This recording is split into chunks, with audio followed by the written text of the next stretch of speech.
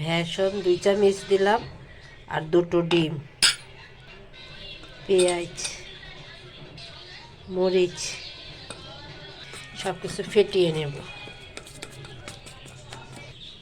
হলুদ, লবণ,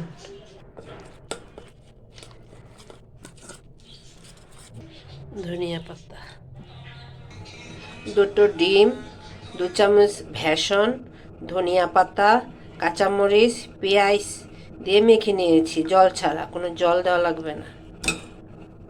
কড়াইতে তেল দিয়ে দিলাম, এবার এগুলো বড়া করে ভেজে নেব।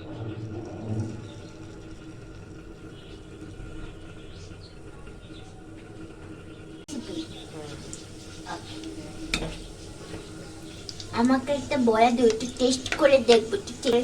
আরে শসা সব ভেজে উঠিয়ে নিয়েছি। এই যে এখন তেলের মধ্যে দিয়ে দেব কালি জিরা, দিয়ে দেবো এবার পেঁয়াজ। হ্যালো গাইস, হ্যালো ফ্রেন্ডস, এই যে একটা অনেক কষ্টের পর একটা বড়া পেয়েছি, অনেক কষ্টের ফলে।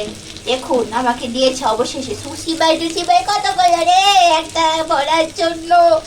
সব কি বল কুমড়া দন পাইছি, আর চারবো না, পুরোটা খেয়ে ফেলবো। দিয়ে দেবো আদা বাটা, দিয়ে দেবো রসুন বাটা,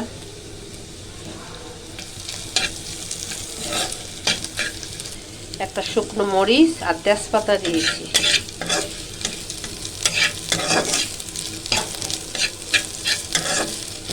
হলুদ গুঁড়ো, মরিচ গুঁড়ো, জল দিয়ে দেব,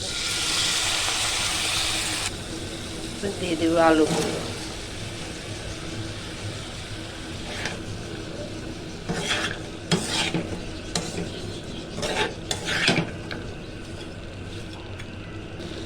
লবণ,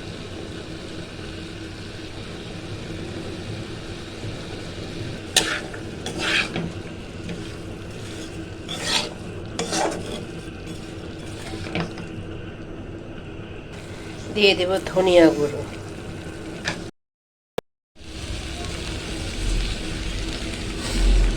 দিয়ে দেব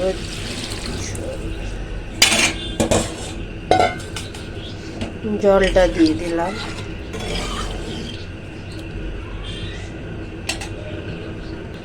আলুটা অনেকক্ষণ ধরে কষিয়েছি, তারপর জল দিলাম। এই দেখেন আলুটা সিদ্ধ হয়ে গেছে,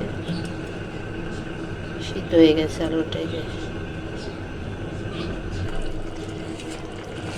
সব বড়াগুলো এখন দিয়ে দেব।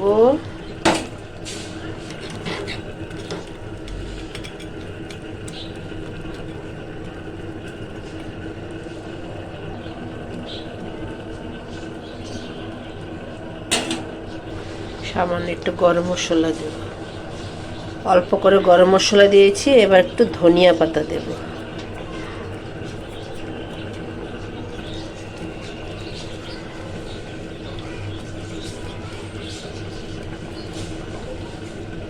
হয়ে গেছে। এবার চুলাটা নিভিয়ে দেব। রান্নাটা শেষ হয়েছে, এবার একটু ঢেকে রাখবো।